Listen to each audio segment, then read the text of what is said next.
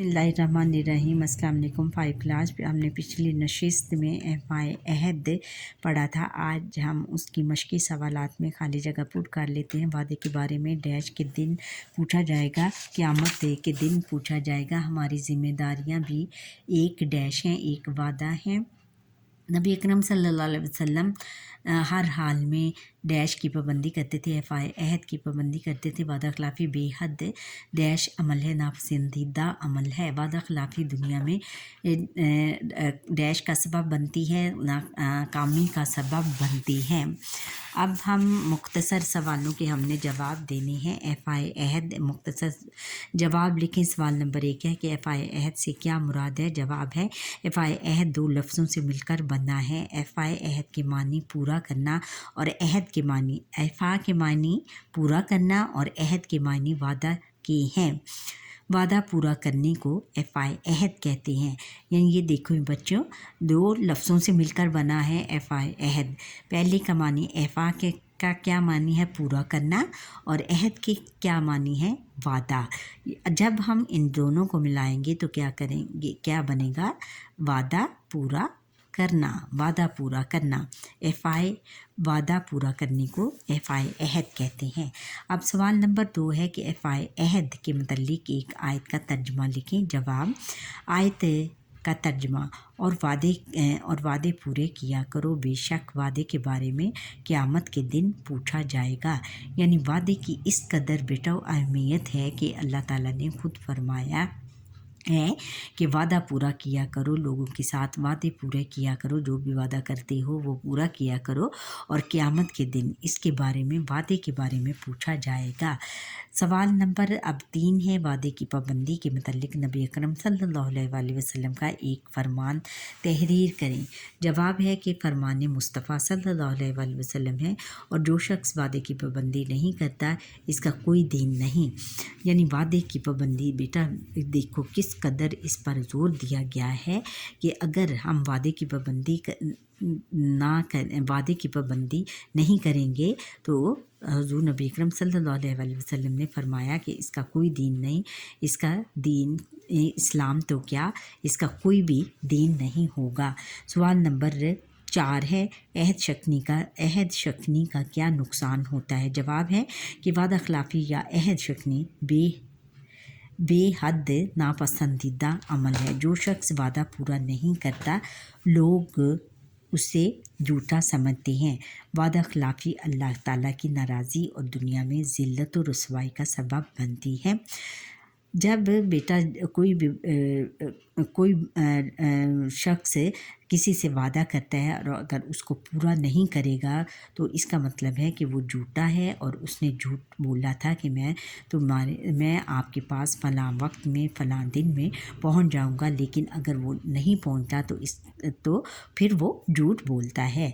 वादा खिलाफ़ी अल्लाह ताला की नाराज़ी और दुनिया में अल्लाह ताला की नाराज़ी की वादा खिलाफ़ी करने वाले से अल्लाह ताला नाराज़ होता है, और दुनिया में ज़िल्लत और रुसवाई का सबब बनती है। दुनिया में जब वादा खिलाफ़ी करते हैं तो वो फिर दुनिया में बहुत ज़्यादा ज़लील होता है वो शख्स, और उसको बड़ा रुसवा किया जाता है, उसको लान तान किया जाता है।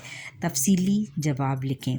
सवाल नंबर 1 है, नबी अकरम सल्लल्लाहु अलैहि वसल्लम की सीरत से फ़ाए अहद का एक वाक़या तहरीर करें। जवाब, नबी अकरम सल्लल्लाहु अलैहि वसल्लम हर हाल में वादे की पाबंदी करते थे। सुलह हुदैबिया क्या है, सुलह हुदैबिया में काफ़रों के साथ जो मुआहदा हुआ था, इसकी एक शर्त ये थी कि सुलह के बाद जो शख्स मक्का मुकरमा से मुसलमान होकर मदीना मुनव्वरा पहुंचेगा उसे वापस कर दिया जाएगा।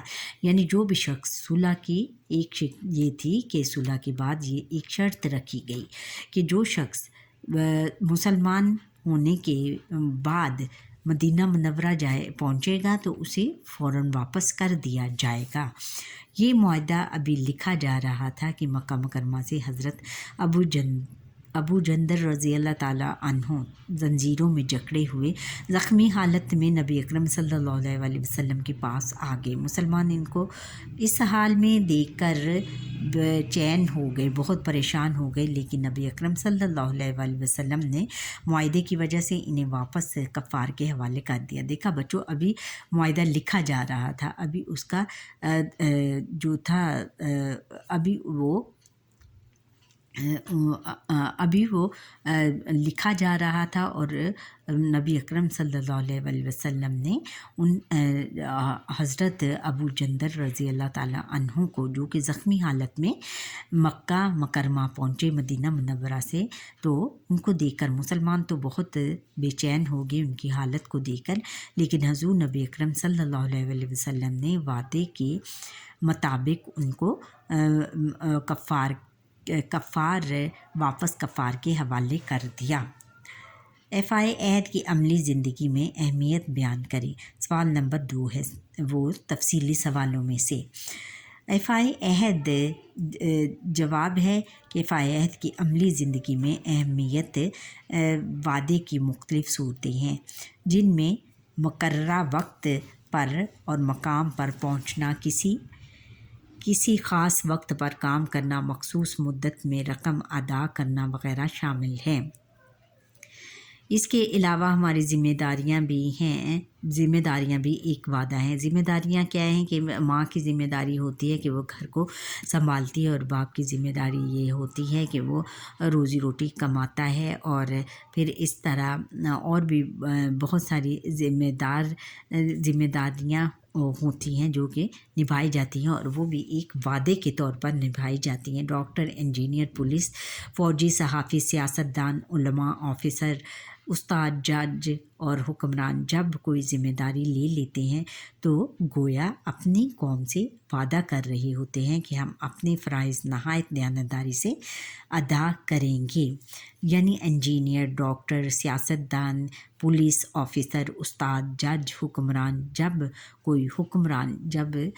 کوئی ذمہ داری لیتے ہیں تو وہ اپنی قوم سے یہ وعدہ کر لیتے ہیں کہ ہم جو بھی کام کریں گے، جو بھی ذمہ داریاں، جو بھی فرائض انجام دیں گے، ان کو نہایت دیانتداری اور ایمانداری سے ادا کریں گے، اور آپ اور لوگوں کو اس میں کوئی بھی بےایمانی